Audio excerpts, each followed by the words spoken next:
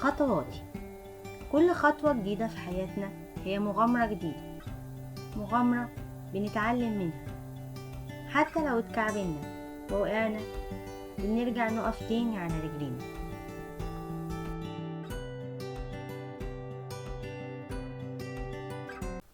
أهلا بيكم في حلقة جديدة من بودكاست خطواتي.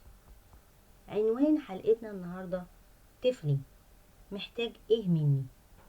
كتير مننا أول ما بيجيب طفل دايما بيعمل له خطط. أنا عايز أوديه أحسن مدرسة، عايز أوديه أحسن نادي، عايز ألبسه من أحسن البراندات، عايز أجيب له كل حاجة نفسه فيها. بس ما سألناش نفسنا السؤال المهم: طفلي عايز مني ايه؟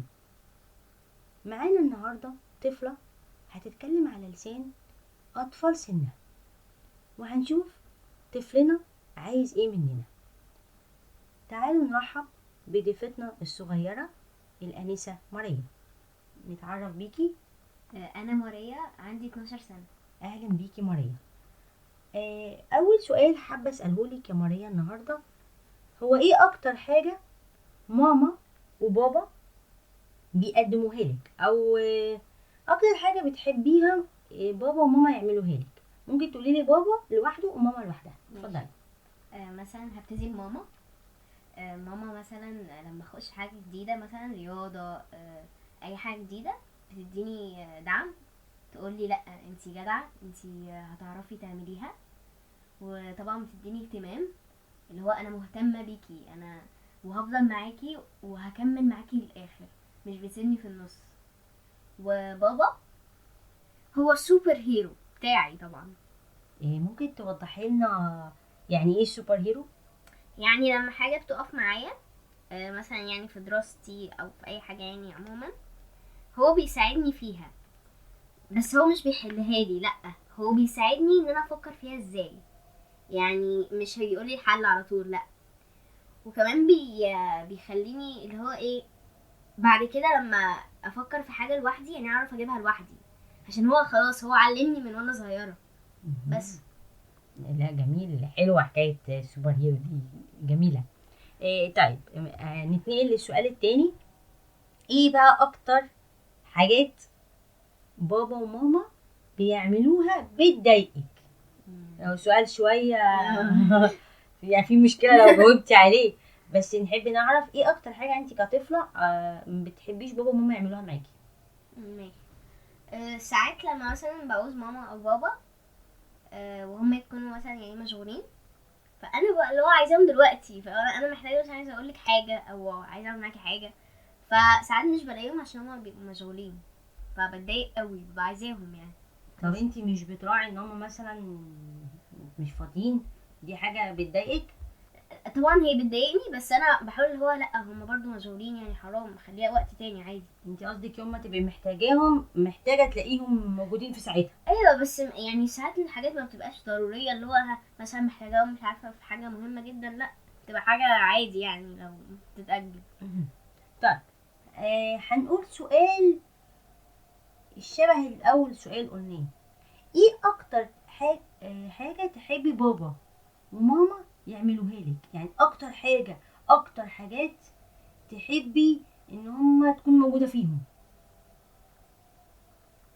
هما اصلا فيهم الحاجات اللي انا عايز يعني، محتاجاها، ليه الاهتمام والدعم ان هما دايما جنبي، وانا مثلا ابص مثلا ورايا ما الاقيش حد، لا، انا بلاقي حد في ظهري، يعني حد في ظهري اتسند عليه لما اقع. لا، أنا عايزة أعرف ايه أكتر حاجة نفسك تبقى موجودة في بابا وماما. يعني مثلا لما ماما او بابا يكونوا مثلا مضغوطين في حاجه، مثلا شغل او اي حاجه، فهما بيكونوا اللي هو ايه، متضايقين، واللي هما متعصبين قوي، فيعني مش عايزاهم اللي هما يعني العصبيه تيجي عليا في الاخر. وانا طبعا هحاول ان انا ما اعصبهمش، عشان لو انا عصبتهم وهم متعصبين احنا كده خلاص كده هنطلع نور. يعني خلاص. و يعني ايه أكتر موقف ممكن تقول لنا، موقف يعني موجود عندك حصل هو مؤثر فيكي ونفسك لما يتضغط يفصل، يعني مثلا بابا أو ماما يفصلوا عن الضغط دي؟ مش عارفة يعني، أم، مش فاكرة حاجة معينة، بس يعني في العموم.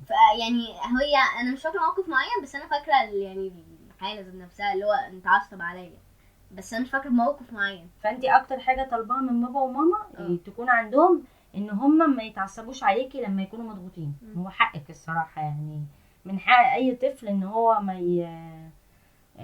يعني ليه اشيل همك.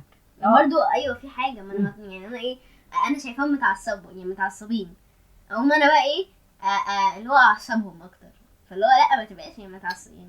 ما هو انا ما اعصبهمش، هم اصلا متعصبين. يبقى هو سلاح ذو حدين، بالظبط. يعني انا لا اعصبهم ويا ريت هم كمان ما يتعصبوش عليا. بالظبط. يعني كده. حلوه يعني. طيب، هسألك سؤال بس يعني فكري فيه شويه. هل شايفه دور بابا وماما حلو قوي كده ان هم يهتموا مثلا بتعليمنا، بالاكل، بشربك، بانشطتك، ولا شايفه ان هم ليهم دور اكبر من ده؟ اصل يعني مثلا في اهالي كتير دايما هي بتخطط لعيالها، هدخلهم ايه واعمل لهم ايه وبتاع. يعني مثلا انا كأم كان نفسي اطلع مثلا مغنيه، بس صوتي وحش. فقلت بقى انا بنتي لما تكبر انا هطلعها مغنيه.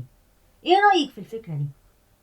لا انا ما مش شرط، هو الطفل هو عنده حلم، ممكن غير مامته او ممكن يبقى زي مامته، يعني هو ليه حلمه هو لوحده كده، هو في حته لوحده، مش بيبقى مثلا زي مش عارفه باباه او مامته مش عارفه او خاله او كده، هو بيبقى ليه حلم عايز يحققه بس، لكن هو مش لازم يبقى شبه حد. يعني انت مش مقتنعه بفكره ان انا ابني يطلع شبهي؟ لا عادي، هو عايز ولا لا. هل دي حاجة شفتي تانية. تجربه في صحابك مثلا اهاليهم بتضغط عليهم ان هم يطلعوا شبههم او ان هم يطلبوا منهم حاجه اكبر من حملهم، اكبر من امكانياتهم؟ ايوه يعني مثلا انا عندي بنات اللي بياخدوا دروس، يعني في ناس بياخدوا دروس في كل المواد، فبيقول هما ايه، بيجوا على اخر يوم انا مش شايف قدامي، والاهل هم اللي قالوا لهم، يعني هم اللي قالوا لهم خدوا الدروس ومش عارفه ايه، فهم كده ده حمل كبير عليهم. وكمان الحمل كمان مش اللي هو دروس ورايح وجاي، لا الحمل كمان حمل نفسي. يعني ايه؟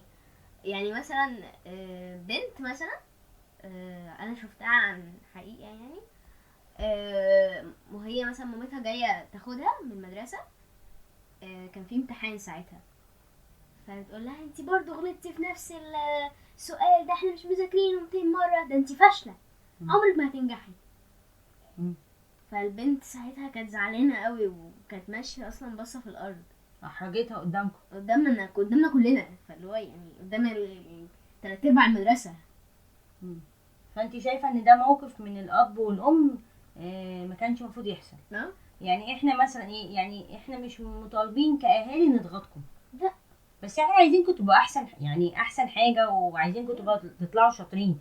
بس هو مش ده هدف الضغط، اكتر منه هو هدف ان انت تطلع احسن مني. فاهماني؟ ما دي مش حاجه وحشه ان انا عايزك تبقى يعني مثلا شاطر في دراستك والنادي حلو، يعني دي مش حاجه وحشه، بس مش ده مش دي كل الحياه، يعني الحياه محتاجه حاجات تانية كتير، يعني غير الاكل والشرب واللبس والمدرسه.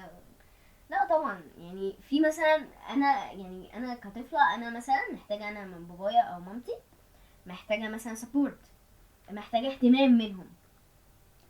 ده يخلينا يا ماريا ننطلق للسؤال اللي لسه كنت هسألك فيه. ايه الحاجات اللي كأطفال، وانتي طبعا بتتكلمي عن اسمهم واللي بتشوفيه، بنحتاجها من بابا وماما؟ ايه الطفل محتاج ايه من بابا ومامته؟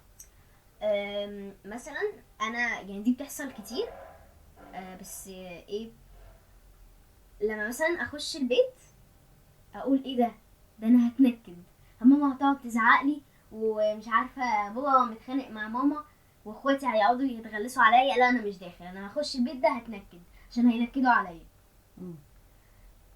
وكمان يعني انت محتاجه لما تخشيش في بيت في نكد؟ يعني مش عايز نكد، انا عايزه البيت اخشه ارتاح، واللي هو اجيب كل نكد بره احوله لراحه، واحوله كده ايه ان انا مرتاح في بيتي.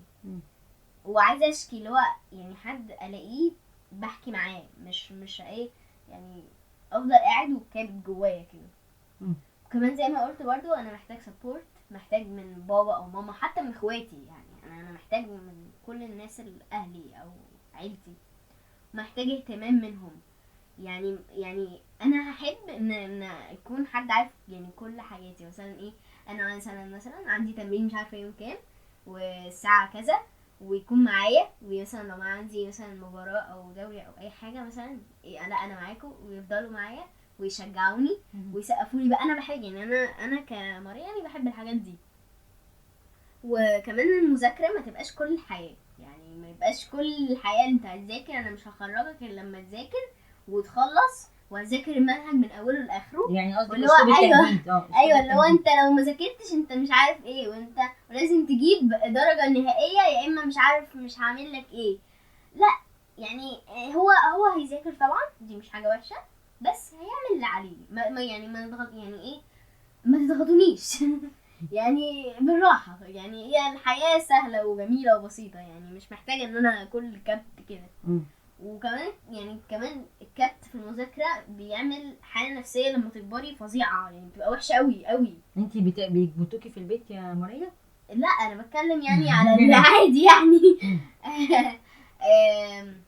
بس طبعا ساعات يعني انا ساعات لما بيبقى في مذاكره تقيله فانا بحس بكبت مني لنفسي، يعني مش لحد. بس انا بنتكلم على بابا وماما دلوقتي، ما تظلمهمش يعني. ايوه. بس ده اللي انا شايفاه. وكمان وكمان انا طبعا لو ماما مثلا تيجي تزعق لي مثلا، انا طبعا بستحملها، يعني دي حاجه طبيعيه انا بستحملها. هي كمان لو انا مخنوقه هي كمان تستحملني. يعني ايه؟ يعني انا دلوقتي مخنوقه وجاي من بره مثلا متعصبه ومش طايقه نفسي، مره ايه من غير قصدي كده قمت زعقت، هي بقى تستحملني. بلاش تزعق لي اكتر من اللي هو ايه، انا مثلا متعصبه او متضايقه ما تضايقنيش اكتر، لا مثلا تاخدني في حضنها مثلا. بس ده اللي انا كنت عايزه اقوله. هو يعني اخر نقطه دي عجبتني. الطفل بيبقى محتاج من باباه ومامته اول ما هو يبقى مضغوط زي ما ماريا قالت، محتاج حضن. بجد اي انسان، يعني مش بس طفل، اي انسان لما بيبقى مضغوط ومخنوق حتى لو هو اتعصب او غلط، احضنوا عيالكم. حضن هيخليه عارف يلين كده ويهدى، ونعرف ايه سبب الضغط او ايه سبب المشكله. لكن ان احنا نقابل الضغط بالضغط، لا ده هيولد انفجار، سواء من الطفل او من الاهل. طب معلش اخر سؤال بس يا ماريا وخلاص كده هنسيبك تروحي. لو تحبي تتكلمي باسم الاطفال، هتطلعي كانك على مسرح وهتتكلمي باسم كل الاطفال، تحبي تقولي ايه لكل اب وام؟ احب اقول ان انا كطفل محتاج رعايه، محتاج اهتمام من اهلي. انا محتاجه حد يهتم بيا، محتاجه حد يعرف عني كل حاجه ويبقى دايما جنبي ودايما في ظهري، ما يسيبنيش ويمشي. ويعني اللي هو ايه، انا وديتك نص الطريق كملي انتي، لا يفضل معايا لحد اخر الطريق.